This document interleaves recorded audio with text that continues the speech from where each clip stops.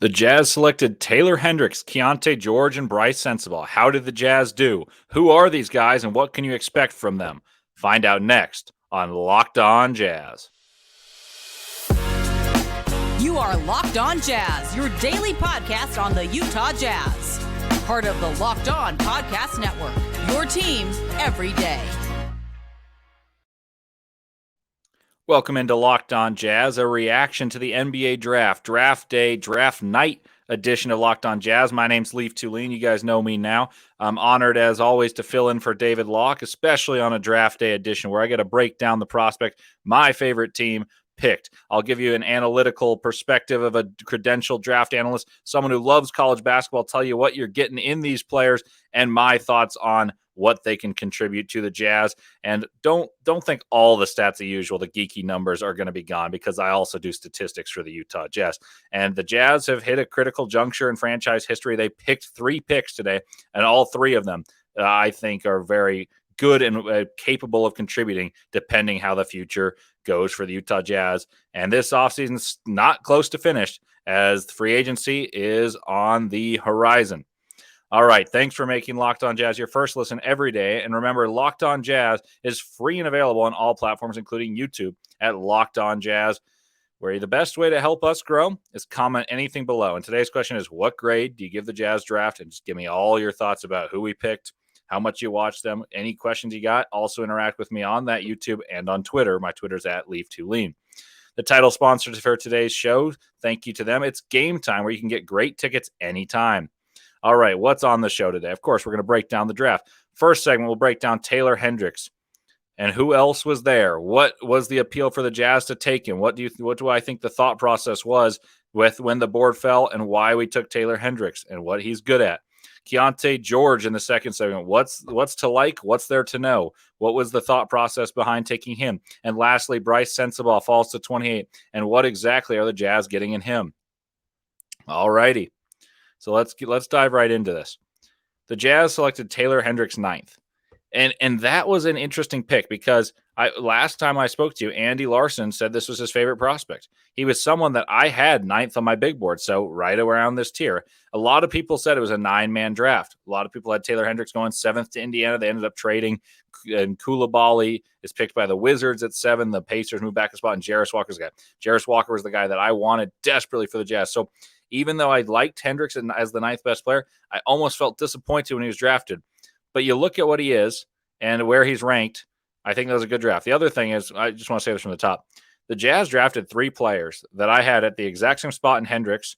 Keyonte George was 3 spots higher on my big board than where the Jazz got him. And Brice Sensabaugh was 6 spots higher on my big board than where the Jazz got him. That to me, that's a good draft. And also, all these guys are freshmen. So let's talk about Taylor Hendricks. I gave you a bit of a scouting report. I'm going to reiterate it for those that didn't listen every dayers. Bear with me. Thank you for tuning in again on a draft day reaction show. Taylor Hendricks, 6'8" and a quarter without shoes. Probably plays about 6'9" and a half with shoes. 214 pounds, 7 foot and a quarter inch wingspan. 19 and a half years old. Freshman from UCF. 15 points a game, 7 rebounds a game. 1.4 assists per game, 1.7 blocks per game, almost a steal a game. That's 0.9. 48% from the field, 39% from 3, and 78% and change from the free throw line. Really good numbers. That's a freshman. Like, the Jazz selected 3 freshmen that all score over 15 points a game.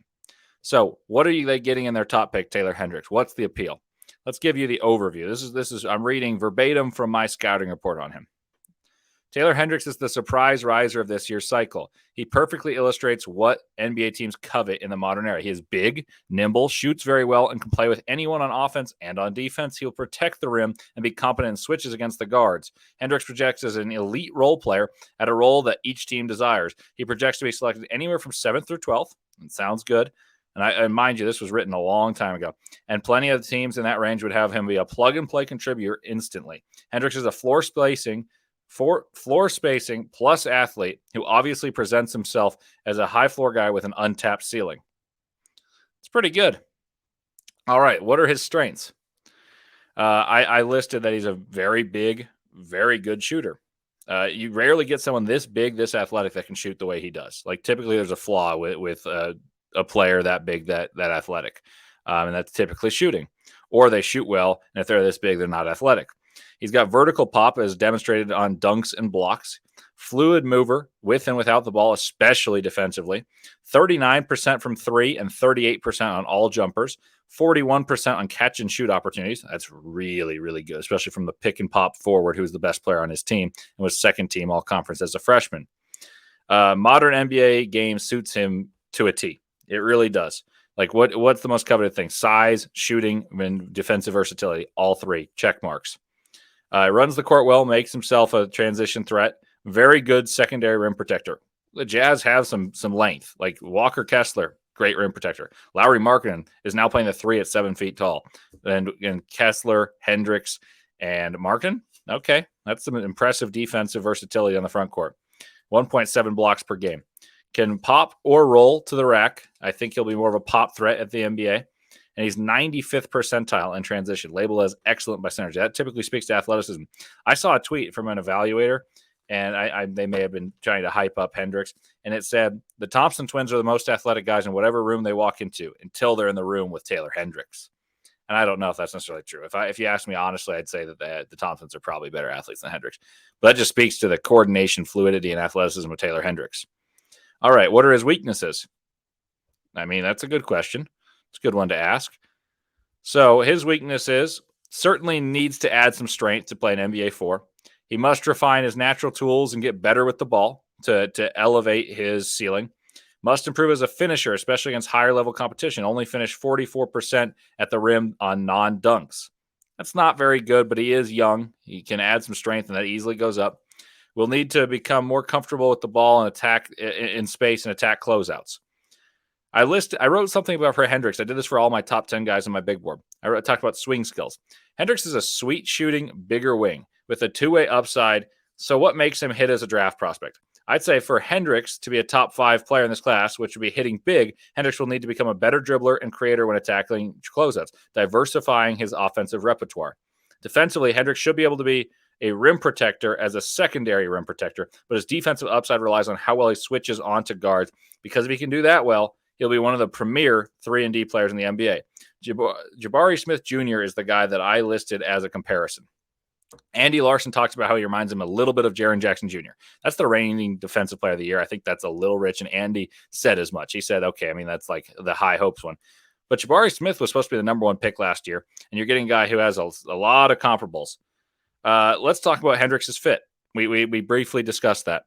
Lauri Markkanen, big wing, very versatile. Walker Kessler, phenomenal athlete, runs like a deer, protects the rim. Hendricks will space, make it easier. Like you were worried about taking a power forward with like redundancy. That may have disincentivized like later in the draft, not going for like Leonard Miller or Noah Clowney. 2 guys I think are really good and will outperform where they're drafted, but it may not be a great fit for the Jazz. Hendricks fits like a glove. Hendricks, my concern for him is there's a lack of upside. And I actually thought that might be a reason that the Jazz wouldn't take him. I wondered if they would think, you know what, we're a small market team and we need to draft organically. And do we think there's a star here? Like, should Coulibaly have been there? Would he have been the pick if both of them were there? Because they think there's a larger percent chance that he would have been the pick. So would Cam Whitmore have been that guy if there weren't health concerns? I mean, the Jazz passed on him twice, a guy that on my big board I had number 5. I could very well be wrong, but in terms of athleticism and potential to score the basketball and be a star, I think Cam Whitmore had more of a chance. That said, Hendricks fits like a T. I think he's got the highest floor of a lot of these guys. I think Jarris Walker would have been a guy that I think the Jazz sprint to the podium to get. I think they would have been infatuated because he's a phenomenal defender, and offensively he's better than people give him credit for. Hendricks is never going to be the ball in hand star, I don't think. But for him to hit, he doesn't need to be. He needs to be a 3-and-D wing that, like, he could be Robert Covington, but a better shooter and be that good a defender. Maybe he can be similar to like of the ilk of Jaden McDaniels, but he's already a better shooter. Maybe not quite the defender of those two, but a little bit different as he's bigger. He can be a secondary rim protector. Maybe he can play some second unit minutes as the 5, as the rim protector. He can play the 3 through 5, I think, in the way that the Jazz play, and he can play first unit and second unit. So what should we expect? Like down the road, what do I expect from him? I think he's got a chance to be a long-time NBA starter. that has the potential to score upper teens, maybe can get to 20 points a game at some point in his career and be a good defender. I don't see the Jaren Jackson Jr. I don't quite see Jaden McDaniels, but I think he can follow the path laid by Jabari Smith Jr., be switchable, be a secondary rim protector, knock down threes, and be a phenomenal role player. And that would be a win. What do I expect early on in his career? I'm not certain. It depends if the Jazz keep Kelly Olynyk. Maybe he could learn from Olynyk. I could see him starting if Olynyk isn't on the roster and he gets thrust into the fire, and there could be some growing pains. And I wouldn't be terribly opposed to that. I think Olynyk would be a good mentor as a stretch four. But that's interesting. Taylor Hendricks, like, what do you guys think? Hendricks, to me, has a chance to contribute early and often as someone who plays rotation minutes and plays similar minutes to like Jared Vanderbilt played, except he's a better shooter, so he's more conducive to playing with Kessler. And he's got the ability to be every bit as good a defender as Vanderbilt was. He may not be known as the hustle guy, but I think part of the reason Vanderbilt's known as this hustle defensive guy is because he was limited offensively. And I think there's a more well-refined game for Taylor Hendricks. He may not be the sexiest pick, the most star upside, but I think a really high character, high fit guy, someone that with an early ability to play and someone who will grow for the Utah Jazz. Coming up next, I'll break down the game of newest Jazz guard, or one of the newest Jazz guards, because there's another one if you count Brice Sensabaugh, but Keyonte George. I'll talk about his game, what the Jazz will be getting from the guard from Baylor. But first, a message from Birddogs. Birddogs.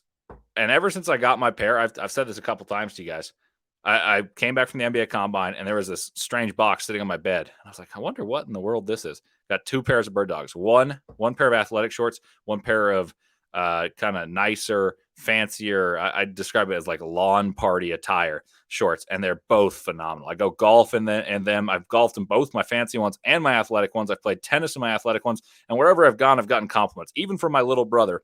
And if those of you who have little brothers, you know, they're brutally honest. So when he said those are new, I like them. Where'd you get them? I gave him a glowing review of Birddogs. And the simplest way to put it is they make you look good, that you feel good, they're comfortable, they come with a liner, you can wear underwear or not, and they feel the exact same. Birddogs, phenomenal shorts, highly recommend. And also, you'll get a free tumbler. Go to birddogs.com/LockedOnNBA for a free Yeti style tumbler with your order. That's birddogs/LockedOn for a free Yeti style tumbler. You won't want to take your Birddogs off, we promise you.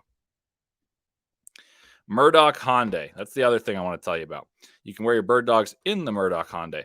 Murdochs have been in Utah for over 80 years. Hyundai is the best car for your money. Safety features, bells, whistles, all in amazing cars, all at amazing prices. The SUV lineup is unparalleled, from the Kona to the Tucson, to the Santa Fe, to the Palisade.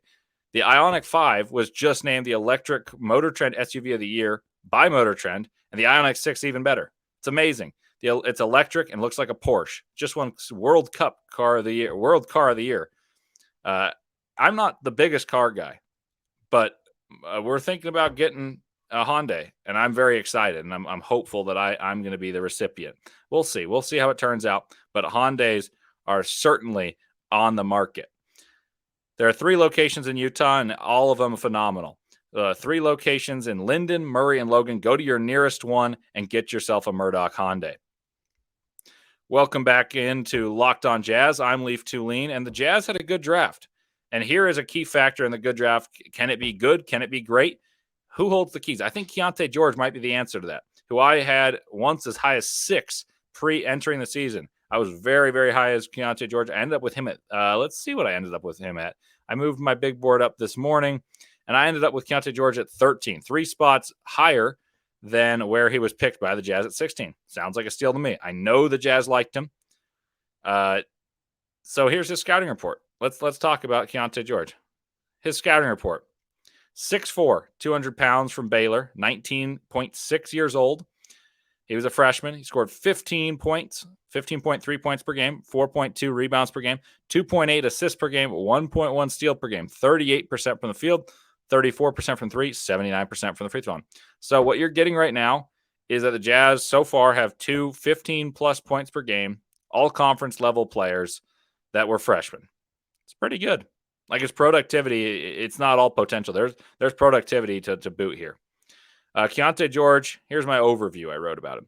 Keyonte George has one of the more intriguing skill sets in this draft class, but failed to play up to the expectations while at Baylor.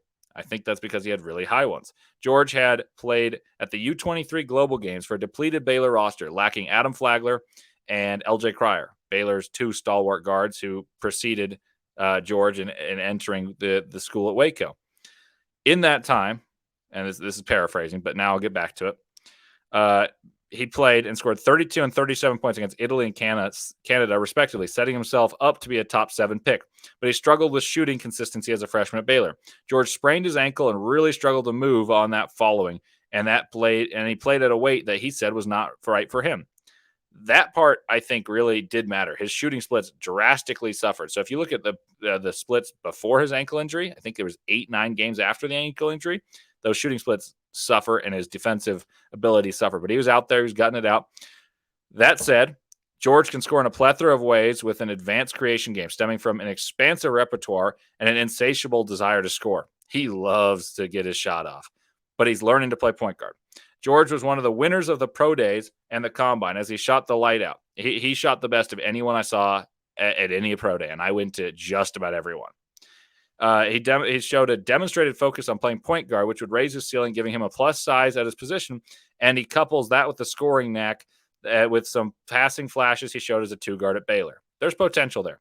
The question is, can he run an offense and still score? In that sense, he reminds me of Jamal Murray, who I compared him to when he was coming out of high school as a taller shot-making guard who relies more on shooting than athleticism to score and can play.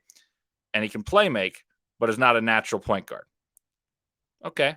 Like, that's a pretty in-depth analysis that I would say I wrote that, and I've shared it with a couple people, and they said they like it. I talked to Richard Stabin of Locked on NBA Big Board a lot about him as he was there. I was like, I saw him in Denver, wasn't thrilled with what he did in Denver. Like, he didn't play well against Creighton or against UC Santa Barbara. But he's got a lot of talent. He's got the ability to score the basketball, and he made a concerted effort to be a point guard. He played almost the 3 at Baylor because LJ Cryer and Adam Flagler are small. Flagler played the point guard, and they promised him as a senior coming back he'd get the point guard reps. Keyonte George, I think, wanted to play the point guard and show what he could do. I think he is similar to Jamal Murray in the sense that he has an ability to score and shoot the ball exceptionally well from multiple places. He's just not the natural creator. I think he's someone who has the capacity to be a decent creator. He just needs someone else to help him be a facilitator. Here are his strengths I listed. Scores as if it's second nature. Potential to be a microwave scorer. Picturesque form. Scores from 3 in mid-range and can drive, but that's behind the other 2 levels. I think he's better on the jump shooting than he is as a finisher. Scores. He draws foul, which is what good scorers do. I've mentioned this. It's a little nitpicky of me. Sometimes I penalize people like Bufkin and Hood Schifino, a couple guys the Jazz would have been interested in. They don't score at the free throw line. They shot 2.6 and 2.4 free throws per game, respectively. Keyonte George gets there more and had the ball less. He shows promising signs of playmaking and good vision.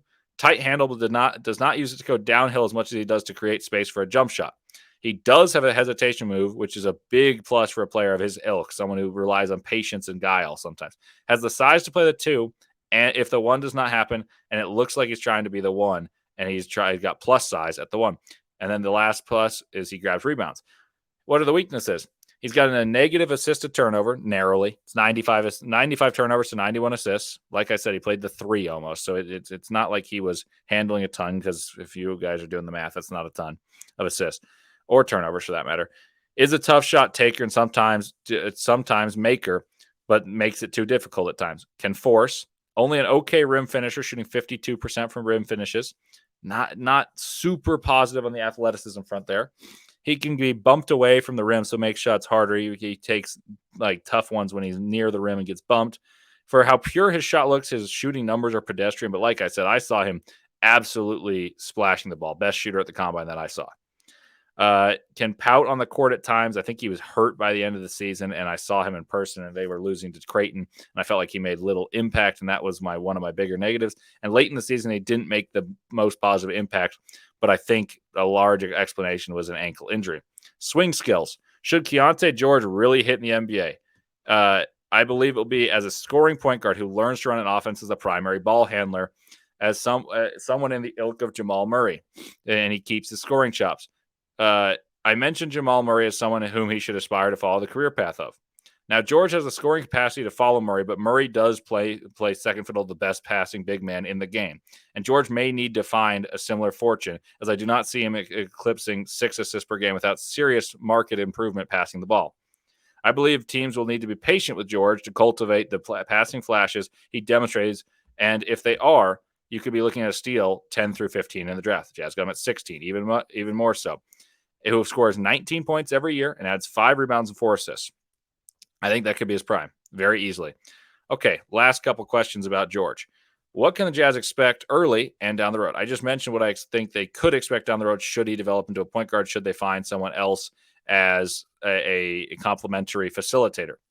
Early on, this is dependent on how much playing time he gets. Maybe he goes to the G League. Maybe he develops. Maybe he's able to play right away. I think this all depends on what the Jazz do with Colin Sexton. Is he on the trade market? Is Jordan Clarkson coming back? Does the fact that they took Sensabaugh after Keyonte George mean like maybe they want someone to be the professor and George and Sensabaugh the proteges of someone who's a scoring guard like Jordan Clarkson? Is he gone in free agency, and now that opens up the pathway for Agbaji, Sexton, THT, George, and Sensabaugh? And that's the next question. Does THT, Sexton, does someone get moved? Because that's a lot of guards to prioritize. The Jazz also have a top 10 pick next year if they retain a top 10 pick. Like, it's top 10 protected, but they wouldn't have a pick otherwise. It goes to the Oklahoma City Thunder. The Jazz would like a top 10 pick in what's a pretty weak draft. Well, maybe they go prioritize the youth movement. That I think is important. Keyonte George, I think early in the career, I think you may see some inefficiency. I think you may see him more off the ball. I think you'll see him trying to learn the point guard. You could even see him playing in the G League. If he gets enough minutes, I think he will be able to score. It's like when Jaden Hardy for the Mavericks started to get time, and people were like, wow, this guy could be a steal. For the record, I had Jaden Hardy number 10 last year in the draft, and I thought he was awesome. And I think Keyonte George is the most similar player to Jaden Hardy in this sense. He will get on-ball reps. And Jazz fans might remember, Jaden Hardy torched the Jazz. He's able to score, able to find space, and someone whose efficiency was marred by taking difficult shots, but he has the capacity to make them. That's a really big belief factor. My biggest question for Keyonte George, is he going to be an NBA-level defender at the 1 only? Is he an NBA-level defender at the 2? I think he can be. I think he might be better at guarding the 2 because he's kind of got a sneakily strong body, a frame. And then I think shooting-wise, he's going to shoot the cover off the ball and catch and shoots. I think off the dribble, he's got the capacity to be really good, but the Jazz may have to be patient with him. You know, that's promising. Like I said, we're 2 for 2. Jazz taking guys with high upside. And then the last thing I want to bring up, we talked a long time about complementary skill sets, picking between different positions. So I said the primary guy that the Jazz might want to pick should they take Hendricks would be Jalen Hood-Schifino, someone who's able to run pick and roll and create for himself, operating from pick and roll in an NBA-style offense. I think Keyonte George might even be a better isolation player than Jalen Hood-Schifino in terms of what he's going to be able to do at the NBA level. He just has less experience running pick and roll. So that is complementary. Both shoot it well. Both fit the size thing. And then the other thing is, my whole goal for the Jazz was, you know where the strengths are in this draft? If the Jazz can get a wing at 9 and a guard at 16 that they think has the same value as a guard that they could take at 9, then I'm thrilled. I don't think it's impossible the Jazz wouldn't have taken Keyonte George or Kobe Buffkin at 9, but they felt like there was a chance they'd be there at later because that's where the strength of the draft was. Guards, like Casey Wallace went 10. Like when Coulibaly went up, that moved another wing down and all the guards stayed there. Casey Wallace went higher than expected, went 10th. And then Lively went 12th. That was irrelevant to the Jazz. The Jazz weren't going to take him. So now you had Buffkin 15. You had Keyonte George. Nick Smith Jr. fell significantly. Jalen Hood-Schifino went 17th. It's interesting. But I think this was a concerted effort to prioritize both positions and get better all around the board, getting taller and becoming better shooters. So in the last segment, we'll break down the game of Brice Sensabaugh, who's a shooter. But first, a word from Gametime. Gametime. buying tickets to your favorite favorite events shouldn't be stressful. Gametime is fast and an easy way to buy tickets for all the sports, music, comedy, theater near you. If you're like me and love sports, it can be stressful to put together plans with friends. I went to March Madness, and I've shared this story before. It became a little bit frustrating trying to set it up, go to different events, different venues, and find the seats. Sometimes it would have saved me quite a hassle of doing it all at once versus buying 3 different tickets 3 different times. Gametime provides an easy to find and buy tickets for every kind of event in your area. You can get exclusive flash deals on tickets for football, basketball, baseball, concerts, comedy, theater, and more, whatever you want. It's a lifesaver. Snag the tickets without the stress with Gametime. Download the Gametime app, create an account, and use the code LOCKEDONNBA for $20 off your first purchase. Terms apply. Again, create an account and redeem code LOCKEDONNBA for $20 off. Download Gametime today. Last minute tickets, lowest price, guaranteed. Let me tell you about PrizePicks as well. PrizePicks is something I've used before and I highly recommend. How does it work? Pick 2 to 6 players, and if they will score more or less than their PrizePick projection. I've done it in so many different sports. I've even done it on tennis. I've told you guys, I'm a big tennis guy. But they've got it tennis. They've got it in all the mainstream sports as well. You can win up to 25 times your money on any entry. No competing against other people. It's just you versus the projections. PrizePicks offers projections in any sport that you watch. Like I mentioned, it's got tennis. It's got anything you could possibly imagine. Download PrizePicks app or go to prizepicks.com to sign up and play daily fantasy sports. First-time users can receive a 100% instant deposit match up to $100 with the promo code LOCKEDON. If you deposit $100, PrizePicks will give you $100 back. If you deposit $50, you'll get $50 back. Don't forget to enter promo code LOCKEDON at sign up for an instant deposit match up to $100. Welcome back to Locked On Jazz. I'm still Leif Thulin. I'm still with you on a late night edition of Locked On Jazz. You'll be hearing this in the morning, but this is reacting to the draft that was, and I did 4+ hours of coverage with Nick Engstedt of Locked On Mavs for Locked On NBA on the draft. Like it was fun. Little tired, but burning the midnight oil, as they say. But I'm excited. The Jazz came away victorious in my mind. Brice Sensabaugh, final pick. I mentioned the Jazz were equal or they took a guy that was higher on my big board than where they took him. I would say that's a win. I'm biased, but I'm curious to see what you guys think. Let's talk about Brice Sensabaugh, though. 6'6", 235 pounds, 19.6 years old, freshman from Ohio State. They were bad, but he was able to put up numbers at an efficient rate. 16.3 points per game, 5.4 rebounds per game, 1.2 assists per game, 0.4 blocks, 0.4 steals, 48% from the field, 40.5% from 3. Really good shooter. And he was the guy for that team. So it wasn't like it was, random little volume shooting. He did it. He's a shooter, certifiable shooter, but he's also got more to his game than that. 83% from the free throw line. Here's the overview. Brice Sensabaugh put together a wildly impressive statistical season for a freshman, but his injuries, body type, and defensive efforts put a fear into eyes of evaluators. Sensabaugh plays bully ball and shoots very well from all 3 levels. He reminds me a bit of his predecessor at Ohio State and Malachi Branham, who actually had a really good rookie year for the Spurs. Like that's someone that the Jazz, could have been interested in had they had a pick last year in the tail end of the draft based on where their season would have indicated. And maybe a bit of TJ Warren, someone who scored 25 a game at NC State and has had big outing. Remember Bubble Warren, how good TJ Warren was? Both those guys are also tweeners with concerns about how his game would adapt. Well, Sensabaugh is a better 3-point shooter than either of them. Sensabaugh gets where he wants in the court, relying on his size and heft, and converts at a high level. He is not much of a passer, but that was not his role on a poor Buckeyes team. That doesn't concern me too much. Sensabaugh will likely have to lose a little bit of weight of that 235 that he carries to play much in the NBA and be a little quicker. But he's got an undeniable knack for scoring and impressive shooting splits, which makes him an interesting prospect with sneaky upside should he lose weight, stay healthy.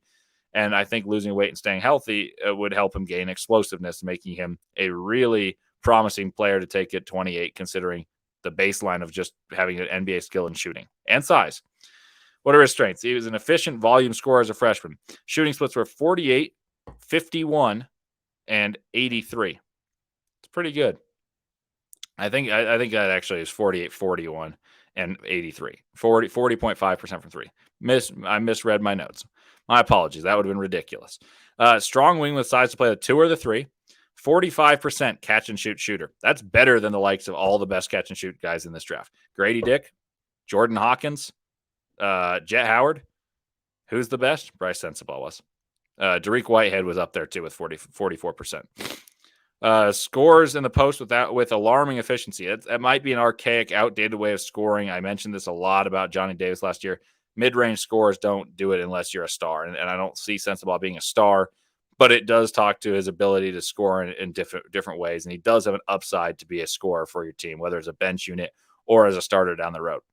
His scores off the bounce and off the catch, draws contact, and as a result goes to the free throw line a lot. I talked about scorers have a knack to get to the line. He's 46% on pull-up jump shots. He's able to do it off the bounce and on the catch, like I said. Solid ball handler, and he fills lanes and transitions. He's got a knack for getting to the rim and getting some easy bunnies. Weaknesses, hardly passed at Ohio State. Like I said, not my biggest fear. Takes a lot of difficult shots, also part of his role, but maybe something that you can work on. I think Hardy can coach that out of him. Like, I think you'll be like, hey, Bryce, take some easy shots. You're a really good shooter. That's an easy one. He's had some knee issues. He missed the end of the year with a dead leg. I don't know how much that factored into him falling a little bit based on where I had him on my board. He had a negative assist to turnover ratio, struggles to create space against some bigger defenders that he can't overpower. And he does not have the quickest first step, and he was a mediocre on-ball defender. Wouldn't say terrible, but I wouldn't say good. He fills out as one of the best shooters in the draft, like I mentioned, and he shoots the ball well. Like that's pretty impressive if you think about it. The Jazz got 3 really good shooters that were freshmen that scored over 15 points a game. I would say that's a win, especially if you got one at 28 that does have upside. At 16, the Jazz have one that they think can play point guard. The Jazz liked Keyonte George. Like Mark Stein's report said, if they take Bilal Coulibaly at 9, they're likely going to trade up and take Keyonte George at 12. Well, they didn't have to trade up, and they still got him. And they got a guy that is probably a higher floor, may not have the same ceiling as Bilal Coulibaly and Hendricks, but they got a guy with a higher floor, better shooter, fits in more instantaneously, and projects to have a role for a long time. What did Danny Ainge promise, guys? He said he wanted to get bigger. The Jazz got bigger. All these guys have plus positional size, and they wanted to add shooting. Well, 39% from Hendricks, 41% from Sensabaugh, and Keyonte George shot 35%, but I'm telling you, he shot the cover of the ball at the combine. He also watch those global games where he played on a depleted Baylor team and tore up the U23 Italy and Canada teams, which were not devoid of talent whatsoever. In sum, the Jazz added 3 freshmen who scored over 15 points a game, have traits that fit in the NBA. All of them are bigger than their typical position. Like Hendricks is going to play the 4. He's big. He can play the 3 as well. Big. Almost gets 2 blocks a game. Keyonte George, if he's playing the point guard, is 6'4", 200 pounds. Like that's similar to Jamal Murray. Like that is the comparison. That's the high-end comparison. There's probably a lower end for him as well, but I don't think that's out of the realm of possibility for him to follow the footsteps of Murray. I don't know if he'll be as good. Jamal Murray's really, really good, but he's got a capacity to score like that and impact winning like Jamal Murray did as a Robin to a MVP caliber Batman. Bryce Sensabaugh. What's there to like about him? One of the best shooters in the draft, knows how to score, has the capacity to do it on the dribble, off the catch. If he loses some weight, he could get to spots really, really well and still be a really good shooter. I think that could be a bench scorer, someone who starts down the road and adds value to the team. I think the Jazz came away with 3 good players. The Jazz added positional size, excellent shooting, and they added scoring and positional size at positions they needed it at. Like, if Keyonte George is a point guard, they got a point guard on their roster. If he's not, they still have Chris Dunn to take the reins. They still got the capacity for THT to get better. And, who knows what's going to happen in free agency. We'll talk about that a bit next week. But the Jazz got better at positions they needed to get better at. They added shooting at multiple positions, and they added youth. It wasn't like they're taking older players that had these stats that almost appears pedestrian, like there's devoid of potential. The Jazz have potential, positional size, and excellent shooting at all 3 of them. I think the Jazz came out with a win. Like, I will say I was like confused as to what was happening initially. And then at 16, I was like, man, Cam Whitmore's on the board. Cam Whitmore's on the board. So it may have marred my perspective of what happened for the Jazz, what truly transpired. But the Jazz came away with guys that I thought were better than where they were picked and fit what the Jazz need, fit what the NBA is dictating is important right now. Size, shooting, versatility, and all of them project to have a role sooner rather than later. I can't wait to see him at Summer League. I'll be there at the Jazz Summer League. Like you could see some stars. I don't know if Wembanyama plays, but the Spurs are supposed to be there. That could be pretty awesome. In sum, the Jazz added positional size, excellent shooting, scoring, and positional needs. Who are young. That, despite going in a different direction than what I initially thought would happen, which confused me a little bit. But they still went with a wing and then a guard. Like that's what I thought was the best possible outcome. I'd probably give this draft a B plus, maybe an A minus. I'm a big fan of this draft. The more I've thought about it, and I took some time before recording this. It's about midnight right now, and the first round of the draft where the Jazz were picking ended about 9 o'clock. So I've taken some time, taken some notes, thought about it deeply. I like it. Thank you to the Everydayers for tuning in to a post-draft edition of Locked On Jazz, a reaction show. And come back next week for more breakdowns of these players. I'll rewatch some film. I've watched all of them play numerous times as a college basketball fanatic that I am. And I'll watch some more film, talk about what they do well in certain games against players that are of similar levels. Like I'm gonna specifically hunt out Jarris Walker versus UCF, where you can see Taylor Hendricks, the newest Jazz man, against a guy in Jarris Walker who went one pick before him. Against Keyonte George, I'll find him playing some NBA guards. He played against Nick Smith Jr. I'll find him playing against Anthony Black. See how Anthony Black did defending him as someone who went number 6. Brice Sensabaugh played tons of guards in the Big Ten. I'll find all these and watch it, see how they compare, and break it down. And I'll find guests to tell you what they think of the draft. Like Andy Larson said, he told me after the show, he's like, I'll be back next week. We can talk about the Jazz. They got the guy he wanted. I'm sure he's going to have rave reviews. Check out all their stuff and come back next week to Locked On Jazz. And with your next listen, I know this is your first listen. I appreciate it all the time.